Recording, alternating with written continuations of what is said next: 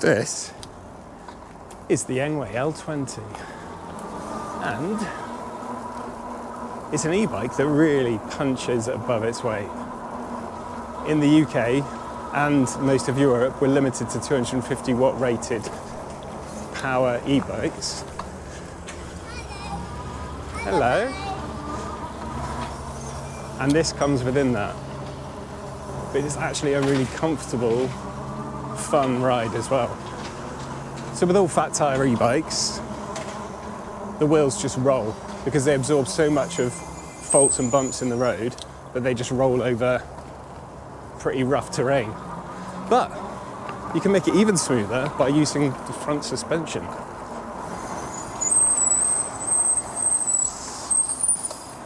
So to make this legal for the UK use, they've somehow, without changing any hardware it looks like, taken a 750 watt bike and then reduced the power somehow so that it's 250 watt and it becomes legal to use in the UK. But as you can see, there's no shortage of power. So even tough stuff like this, which is quite a steep hill right here, and pedalling, it gets me up to 15 fairly easily. And it's really manoeuvrable, it's really fun to use. You can see how I can easily come around these sort of tight turns. The basket doesn't move because it's fixed to the frame. And when I first started moving it around, I found that a little bit odd, a little bit confusing. But actually, it makes perfect sense when you've got a load on there. At the moment, I've just got a jumper in there, so not much of a load. But if you can imagine, you've got 10 kilograms of something on the front, you don't want that to affect your steering and put weight on your steering column. Now, at the moment, I'm not using any pedal assistance. And as you can see, you can still put the hammer on through the gears and get an all right speed. Even though this is not the lightest of bikes, but of course, you add the engine in, it gets you up to 15, and you're not putting much effort in at all. So you can just cruise on along, letting the motor do a lot of the heavy lifting for you. And this becomes especially useful when you're lugging a lot of equipment up hills. So really where this bike comes into its own is when you need to head up one of those really pesky steep hills, like this one. Now this hill near me is one of the steepest around, and on a normal bike I really struggle to get up it. In fact, most of the time I have to stop halfway and push the rest of the way up. So it was a real pleasure and really novel to just be able to get up there easily whilst being able to speak into a microphone as I cycle. And of course, the main reason for getting up here is the fantastic view of Cardiff Bay. So, highly recommended if you're in the area.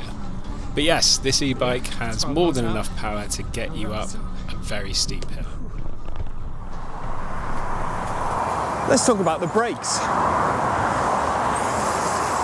So they're disc brakes, and I've been on a few rides now, so I've bedded them in a bit now. So they're performing very well. I could do with tightening them slightly, but I'm very happy with that performance.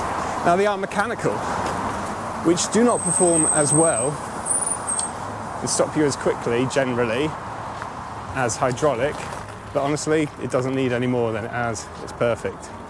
I'm pretty happy with the braking performance, to be honest. And when the power kicks in, you feel it immediately.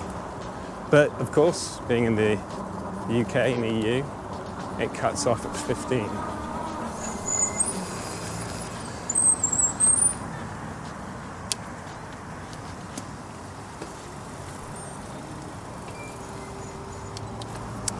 Which is what you want on a street legal e-bike. Just then, you might have seen a couple of police cars. They took no notice of me because they probably know this is perfectly legal. It just looks a bit beefy though. See, really smooth over the bumps.